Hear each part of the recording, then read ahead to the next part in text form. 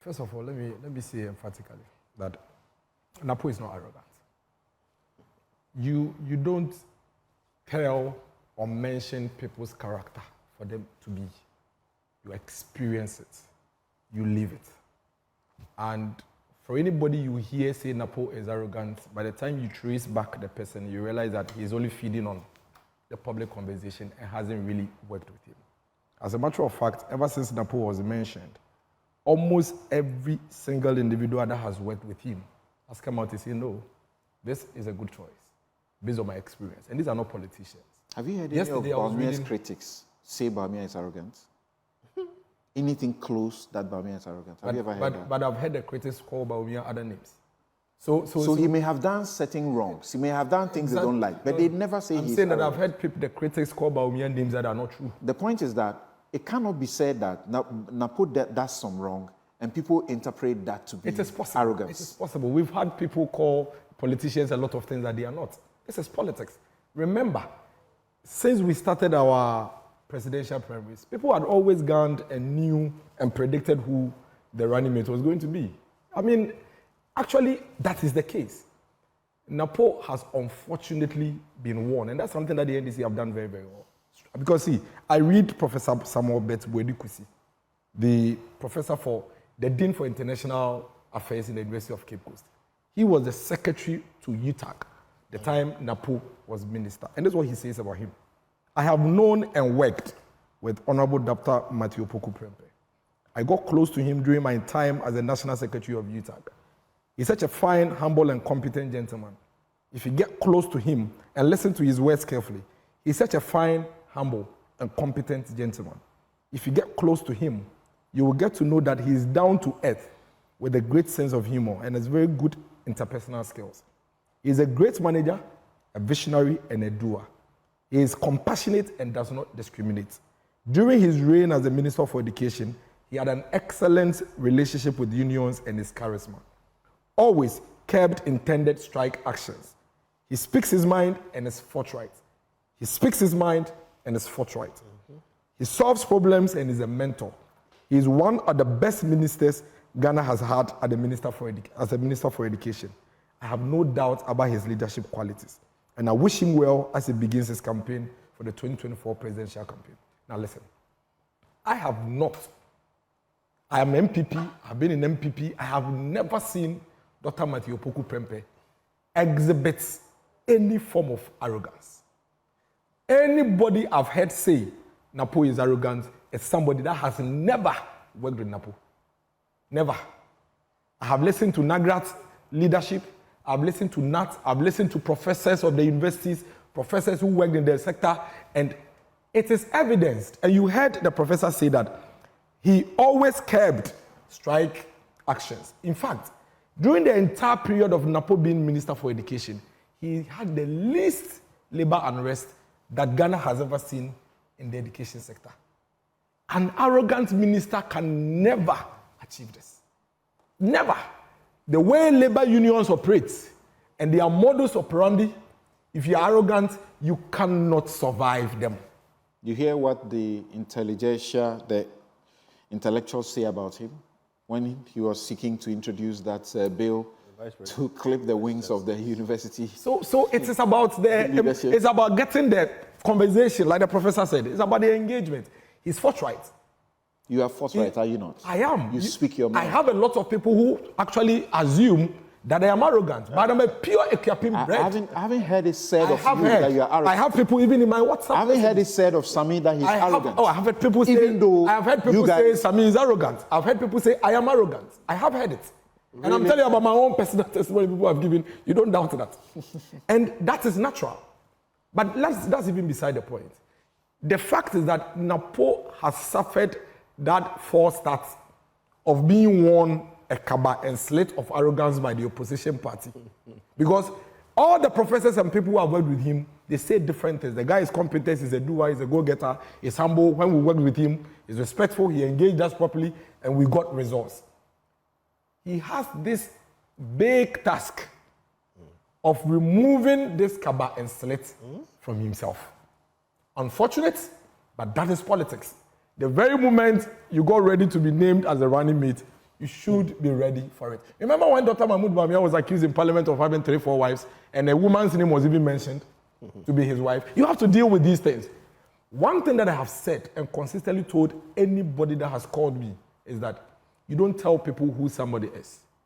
People experience him. NAPO has started his campaigning. He is on the ground. He's engaging the people.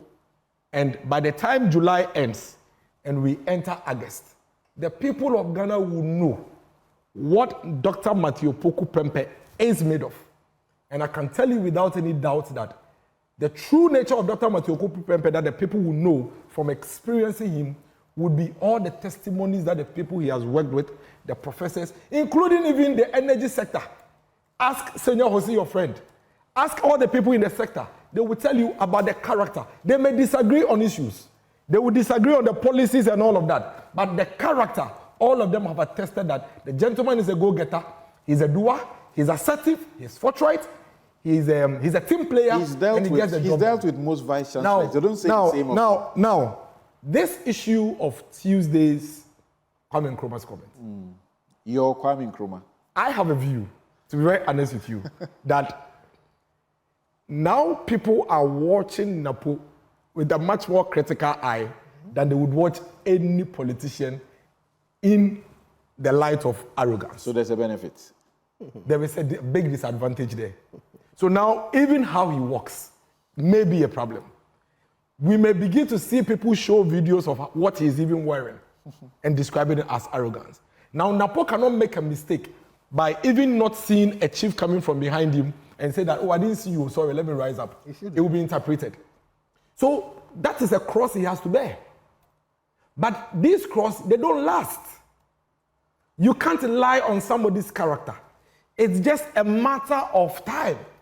The people would experience him themselves. But this time and has it will been become, for years now. No, it's not.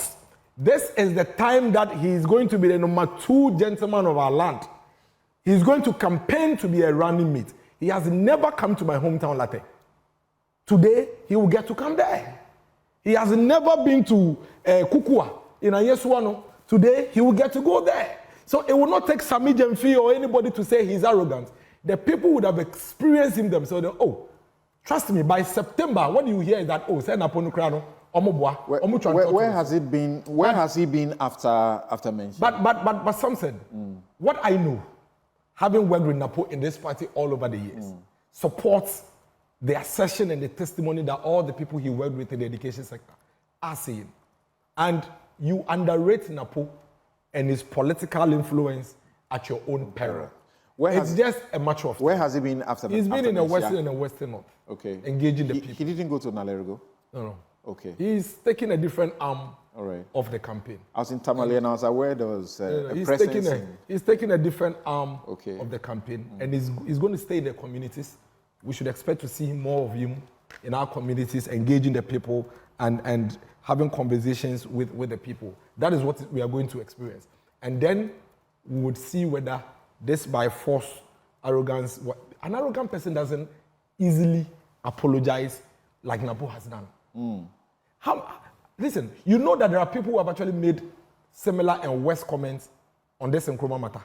I have screenshots here. I don't want to go too much into it because it may seem like a justification. But I have a chief here, and you can look at it. Very many people. Who have actually said that Mahama is better than, in fact, they said that Mahama is greater than Nkrumah. But nobody held up to the chief. You know why? Because he's not NAPO. The manner it was said. No, not necessarily. That makes the biggest difference. Nobody has held the chief because he's not NAPO, and there's no crystal microscope on him. The national organizer of the NDC actually said it NAPO is not saying this for the first time. You know, right? People know. But why? That is not the first time. If we want to go into the substance, so it means it's in his subconscious. If we want to go into the substance, why? I'm not a fan of Nkrumah. I'm a political science student. I studied Nkrumah in detail. Okay, let's. Okay, so that's what I'm saying. Don't let us digress. Right. Okay. Because I am not. You can't force me to be a fan of another political leader. Okay. There are people who disagree with Kufuor. All right. Does it mean that these people are bad people? Isn't Kufuor equally a hero? Thank you. Isn't Dankwa and Buzia and Co. or people? Thank you. So don't let us even go into that line. NAPO has apologized. Right. And I tell Samson, please let me land on this. NAPO has apologized. And I think that it shows the way. It actually even tells you the character that is made of. It actually re-emphasizes the point that a lot of these after pressure, a lot of pressure. No, there wasn't a lot of pressure. The apology came after a lot of pressure. No, it's unfair. He went defending. No, he didn't. You see, I can replay what he said.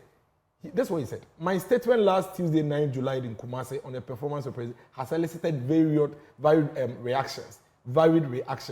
The statement reflects my personal opinion about President Akufo-Addo's impact relative to other presidents we've had in the past. I wish to emphasize that I never meant to disrespect our former president, not Dr. Kwame Nkrumah or his own grandfather. He's never done any such thing. Okay. In fact, what he did in the Western region was to basically make the point that I was only trying to compare what I think my government, which I'm part of, has done against what other government has done. Nobody gave him room to even make the point in terms of what he means. You understand? So he hasn't justified it. What NAPO has done is to come back and apologize for whatever discomfort his comments would have caused. And I think that for anything at all, let's give him credit, because we've seen leaders, including former President Mahama, make worse comments to Ghanaians, and he hasn't even had the cause to even think that he needs to come to apologize. So that alone is leadership and maturity that he has shown. Thank you.